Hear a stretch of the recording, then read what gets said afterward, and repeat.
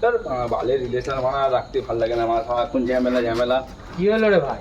যার মানা তোর বৌদির কথা বলিস না মানা, সারাক্ষণ ঝামেলা মানা, অবুঝ মানা, কোনো কথাই বোঝে না ঠিকঠাক। এই রে, ফোন করছে, ফোনও ধরছে না।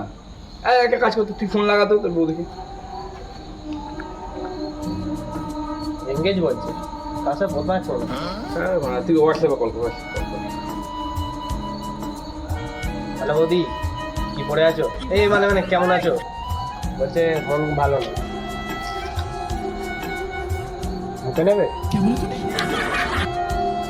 ও দাদার পেট ব্যথা করছে। বৌদি বলছে তাতে আমি কি করবো? দাদা তোমারটা কি বলছে? ও না না, দাদা বলছে তোমাকে 5টার সময় আসতে। বৌদি জিজ্ঞেস করছে কোথায় আসবে, ঘরে ডাকছে। বলছে ঘরে নিয়ে গিয়ে কি করবে? ও বসিয়ে পড়বে হবে।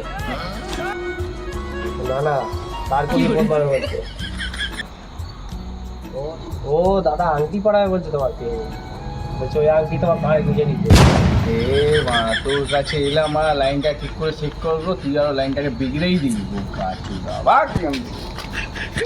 ও দাদা ওরকমই তার কাটা, জানো তো তুমি না আমার সাথে রিলেশনটা করে না, ঘচা ঘচ বাবু।